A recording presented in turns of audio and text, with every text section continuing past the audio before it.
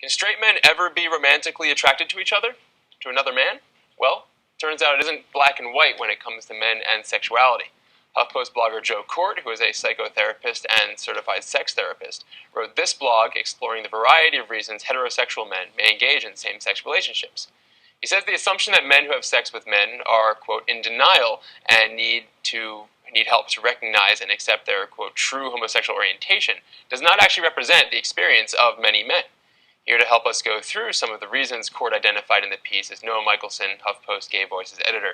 So Noah, first, what can you tell us about Court, about his explanations here? Well, basically, it's interesting. I sort of love this blog because it makes us talk about what it means to be gay or straight. He basically says that a lot of men, I think what he's talking about is that their gayness, or what we would consider them being gay, is actually situational or an activity. So if you're in prison, for example, you don't have any option but to have sex with other men. If you're going to have sex, there's no women there for you to have sex with. Mm-hmm. If you are an escort and maybe trying to make money, perhaps it's more lucrative for you to make money with men rather than women. And he trots out the old story that if you want to do porn, you got to go first through gay porn in order to get the straight porn. I mean, is that actually gay true? For pay? Yeah. I mean, I don't know if that's true. I have not done porn myself yet, so maybe.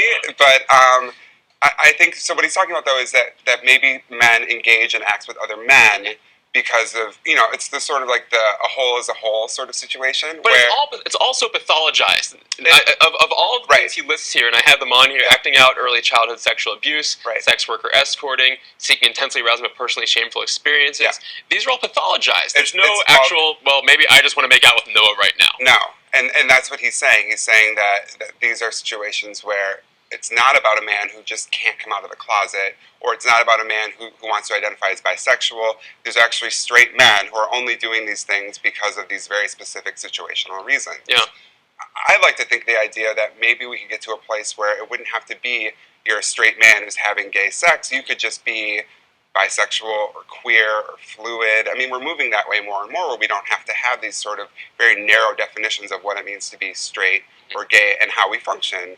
I mean, I have a friend actually who just came out recently. He didn't even come out. He was a college friend. He's married to a woman, and he now identifies as 20% gay. Right. You know what I mean? Right? Exactly. Yeah. So, I'm wondering what Joe Court would say about this guy. Is he a straight guy or not? What did your friend's wife think about that? She's actually okay with it. Excellent. Which I thought was super cool, but it just shows the progress that we're making. And I think, so when we start to try and make things really super black or white, it doesn't work.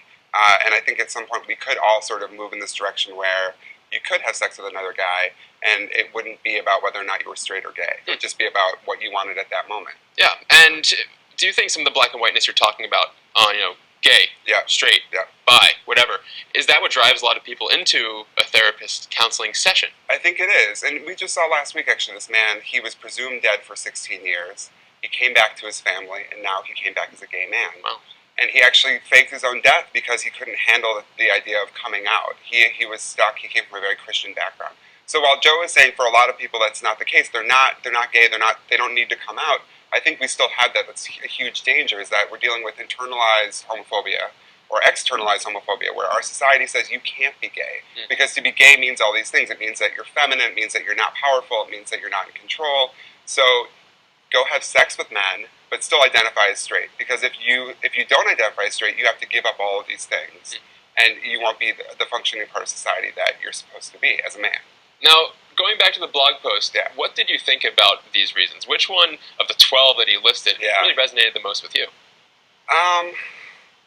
I mean, none of them really resonated with me personally as a gay man. But just being the editor of Gay Voices, seeing stories cross your desk every day. I mean, I think it's interesting when he was talking about, especially like a lot of people in high school or college who experiment with other men and then don't go on to identify as gay. I mean, I think that a lot, they've done studies where a lot of quote-unquote straight guys have had sexual experiences with men. I don't know, but something like 1 in 3 now or something like that.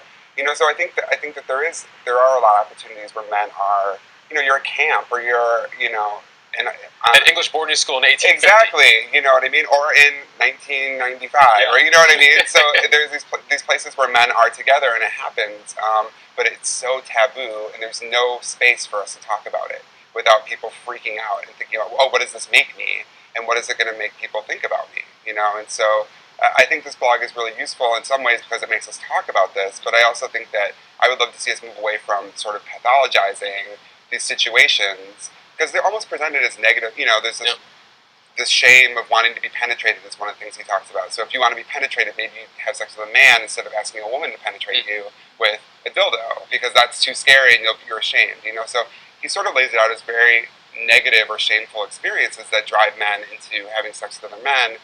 And I hope we can get to a place where that's not the case anymore. Well, Noah, thanks for coming here. Always. Always great to have you right here on this couch. Good talking with you. Thanks, Mike. And coming up next, the latest in the Ariel Castro sentencing.